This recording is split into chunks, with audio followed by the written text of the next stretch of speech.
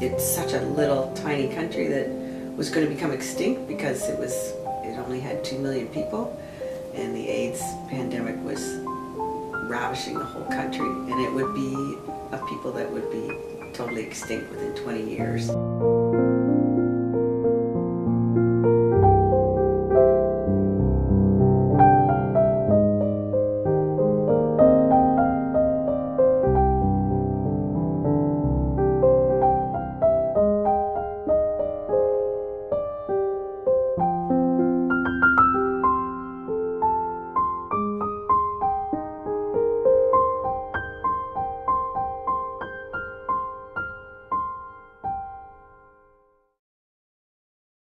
The organization started here. It is run by local people. I want to keep it small because we have a really big goal, and once we've reached that goal, it can grow as much as it wants. But I like the idea that it's small, and that many people in Guelph are jumping on board. Many have taken trips to Lesotho. They see where their funds are going. They've looked at our income generating activities. They've seen how a group of individuals with no employment can expand their lives and make their worlds much bigger. So it is quite different because it isn't a large organization, so we can see it's very grassroots. Yeah. And we got to see it ourselves. Yeah. We were right there on the ground. Yeah. I love the groundswell of activity through Guelph. I love the grassroots aspect of this whole organization. We were lucky enough on the Sunday that we got there to go to a foster home where we met Makauta, and this little girl was sick and still is sick. And she was infected with HIV at the time of birth. She and her siblings are living in this foster home that's supported by Bracelet of Hope. When we met her 2 years ago, she was quite ill and frail, missing lots of school. She was getting close to death. Makauta and the 300,000 people with HIV in Lesotho is what drives me and keeps me going, because I know that we can do this.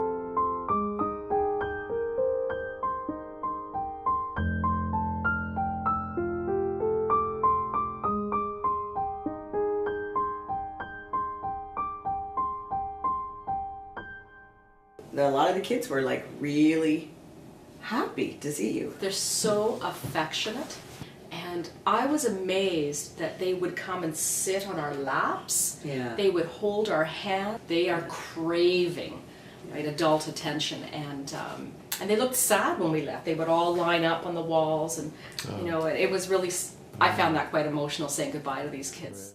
But visiting the foster home was a truly inspiring thing. The grandmother that's running this home and these children coming out of the woodwork to come and see us, and they sang for us and they engaged us, and it was just a truly indescribable feeling to be there, and it was really it's something I'll never ever forget. I think the thing that I really loved the most was going over there and seeing a lot of people already doing a lot of work. The fact that the city of Guelph and the people here raising funds, as I said, $1 at a time, can actually change a country that's in desperate need. It's just so inspiring. You just can't help but be swept up in it and want to do more to help. Lesotho is small and Guelph is rich. And in my mind, we can do this.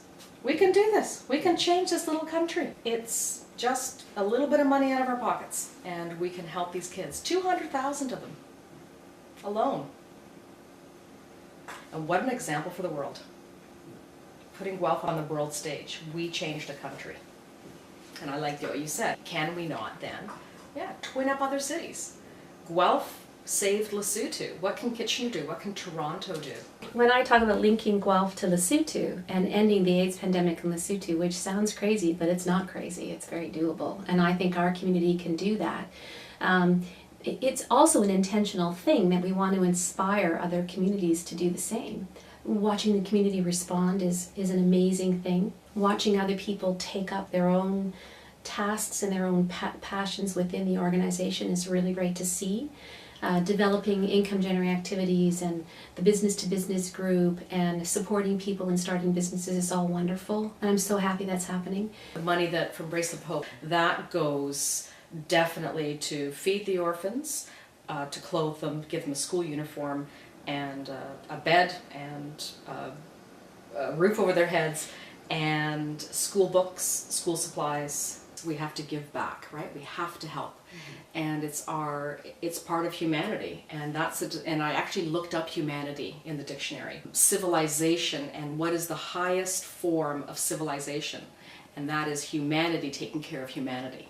And that is a sign of the greatest achievement that a civilization can achieve. But I was actually in my AIDS clinic in Guelph. Here I was about to see a whole bunch of people in Guelph whose lives are restored, who are extremely healthy, because I can hand them one pill once a day here. And there's this little girl in one of our foster homes who doesn't even have access to that pill, and she only needs half of that pill every day. I know that the foster homes right now are getting support from us, but they need a lot more support. Their standard of living is not very high.